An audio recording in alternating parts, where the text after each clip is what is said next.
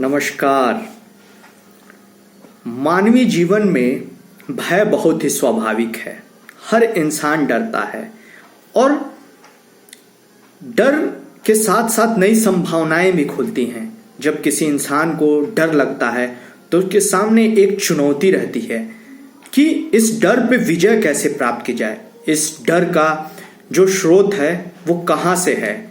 लेकिन जब वो धीरे धीरे जब उस डर का सामना करता है, ज्ञान प्राप्त करता है, जागरूक होता है, तो वो डर का जो पर्दा है वो स्वतः ही धीरे धीरे हटने लगता है। जैसे उदाहरण के लिए यदि हम देखें तो जब हम परीक्षा में यदि तैयारी नहीं किए रहते हैं तो हर सभी को लगता है कि कैसा परीक्षा जाएगा। लेकिन हम यदि सही तरीके से सही पद्धति के अनुसार यदि उसी परीक्षा की तैयारी करते हैं तो वो डर स्वतः ही चला जाता है। या किसी भी कार्य क्षेत्र को ले लें तो उसमें यदि जब हमें ज्ञान प्राप्त होगा तो ज्ञान प्राप्त होने से ही आत्मनिर्भरता आ जाती है। और जैसे जैसे हम आत्मनिर्भर होंगे, हम अपने अधिकारों को जानेंगे, तो वो डर और भय का जो एक वातावरण या एक प्रतिबिंब हमारे सामने आके खिंच जाता है वो स्वतः ही गायब हो जाएगा। आचार्य चाणक्य ने एक बात बड़ी ही अच्छी कही थी कि यदि जब तक आप भय से ग्रस्त हैं तब तक आपके निर्णय कोई दूसरे लेंगे। यानी आप स्वच्छंद होकर अपने निर्णयों को नहीं ले सकते हैं।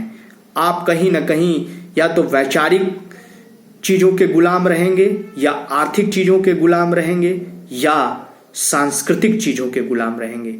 लेकिन यदि जिस संस्कृति में उत्थान की बात हो उसका अनुसरण करिए, जिस विचार में आपको मुक्त करने की बात हो, आपके उत्थान की बात हो, आत्म में आत्मबल भरने की बात हो, आशावादी होने की बात हो, उसका अनुसरण करिए।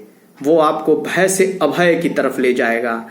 वो माया से आपका साक्षात्कार आत्मा से करा देगा। लेकिन भय का होना भी स्वाभाविक है, लेकिन इंसान का काम है कि पग पग पर अपने भय को जीतना। ये वाक्य नेताजी सुभाष चंद्र जी ने भी बोला था कि भय सबको लगता है, लेकिन योद्धा वही होता है जो अपने सामने आए भय को या तो ज्ञान से कुचल दे या अपने साहस से कुचल दे। जिस प्रकार से हो भय का सामना करिए। वो भय किसी भी रूप में हो सकता है। अज्ञानता का भय हो सकता है, भविष्य का भय हो सकता है। जो भी भय हो, सारी चीजों का एक मूल कारण है अज्ञान होना है। और शंका से भी भय उत्पन्न होता है। इसका सबसे सटीक उदाहरण होता है कि महाभारत में जब दानवीर कर्ण अपने रथ पे आरूढ़ था तो उसके सारथी थे शल्य।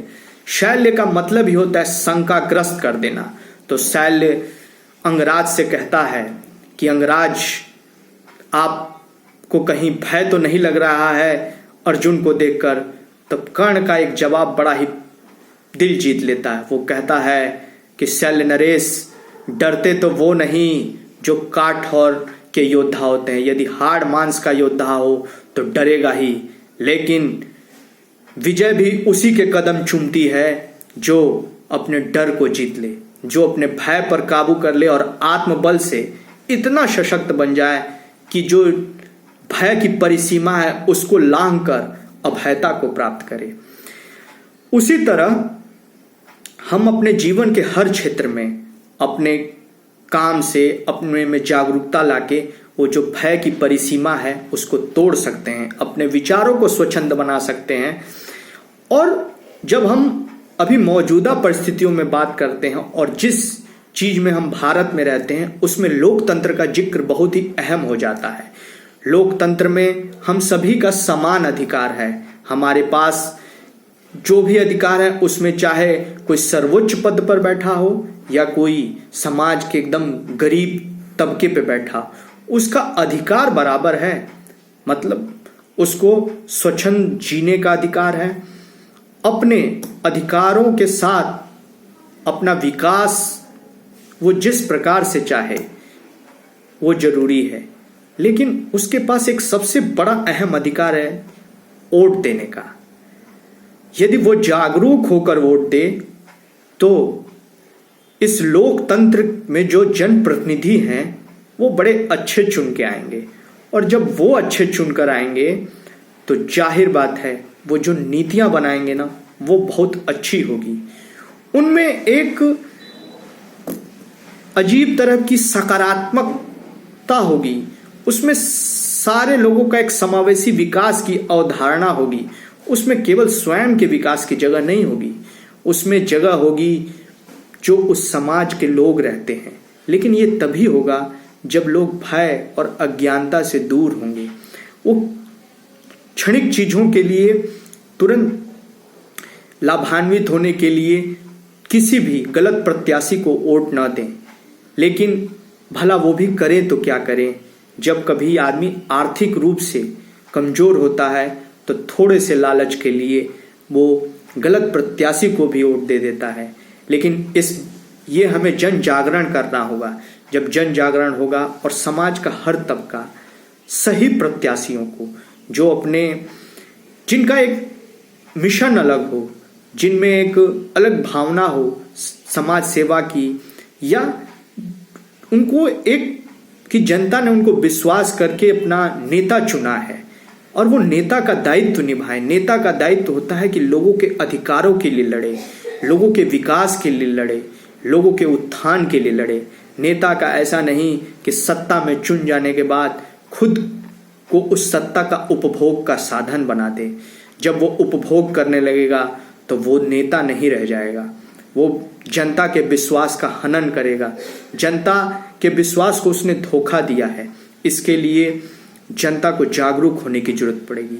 लोग डराते हैं कि यदि हम नहीं रहे तो ऐसा हो जाएगा, यदि हम नहीं रहे तो आपके अधिकारों की रक्षा कौन करेगा। यदि पूरी जनता यदि स्वतः जागरूक हो जाए तो भला एक जो कंबाइंड फोर्स है वो सबको मजबूर कर देगी कि नहीं, हमारे अधिकार ये हैं, आपको हमने अपना नेता चुना है और आपको जो भी नीतियां बनानी पड़ेगी हमारे लिए बनानी पड़ेगी। हमारी शिक्षा से जुड़ी समस्याएं, हमारी स्वास्थ्य से जुड़ी समस्याएं, पर्यावरण से जुड़ी समस्याएं, और सभी चीजों के लिए आप ऐसी नीतियां बनाइए और नीतियों का पालन वो जनता भी करे। जब हम समर्थ नागरिक रहेंगे और जागरूक नागरिक रहेंगे कि हमारा हर काम राष्ट्र हित में होना चाहिए, तभी हमारा भारत महान बनेगा। भारत को महान बनाने के लिए सबका सहयोग चाहिए, लेकिन उसमें सबसे बड़ा अधिकार है आज के परिवेश में लोकतंत्र। और लोकतंत्र में एक ऐसी शक्ति दी गई है लोगों को वोट देने का अधिकार। यदि इसका सही तरीके से पालन किया जाए तो हर जो राजनेता हो इस लोकतंत्र को राजतंत्र की तरह नहीं मानेगा, इसको प्रजातंत्र की तरह मानेगा। और जब उसकी जवाबदेही बढ़ जाएगी तब वह स्वतः ही अपने काम इस प्रकार से करेगा कि नहीं, ये जनता जागरूक है। ये छोटे और क्षणिक लाभों के लिए ना चुनाव और वोट नहीं देती, लेकिन इसके लिए शिक्षा बहुत जरूरी है, हर कोने में पहुंचनी जरूरी है। और लोग शिक्षित होने के साथ साथ भी क्षणिक लाभों के लिए पूरे लोकतंत्र का गला घोट देते हैं। यदि हर आदमी इस बात पे आ जाए कि नहीं, जो हम प्रत्याशी चुनेंगे उसमें वो गुणवत्ता हमें दिख रही है, उसकी बातों में वो चीज हमें दिख रही है कि हाँ, ये हमारे लिए काम करेगा, न कि अपने सत्ता उपभोग के लिए, उस दिन स्वतः हम इस लोकतंत्र को महान बना सकते हैं और भारत की जो प्राचीन समृद्ध विरासत है उसको फिर से ला सकते हैं। लेकिन उसके लिए जरूरी है कि आपको जागरूक हों, भय से मुक्त हों। नहीं तो जब तक आप भय से नहीं मुक्त होंगे आपके निर्णय दूसरे ही लेंगे, और जब तक दूसरे लोग आपका निर्णय लेते रहेंगे तब तक आप जो ह्यूमन डेवलपमेंट है, मानव विकास है, उसकी उच्चतम सीमा को नहीं छू सकते हैं। जिन जिन लोगों ने भी मानव विकास में या जिस कार्य क्षेत्र में महानता हासिल की है उन्होंने अपने भय को कुचला है, और जब वो भय मुक्त हो गए हैं तब स्वतः उनके सामने इतने अवसर आ जाते हैं। वही अवसर हमें लोकतंत्र में सभी लोगों को देना है और भय से मुक्त कर जागरूक बनाना है, तभी हम लोकतंत्र को और परिष्कृत कर सकते हैं, समृद्ध कर सकते हैं और भारत की गति को एक नई दिशा की तरफ ले जा सकते हैं। जय हिंद, जय भारत।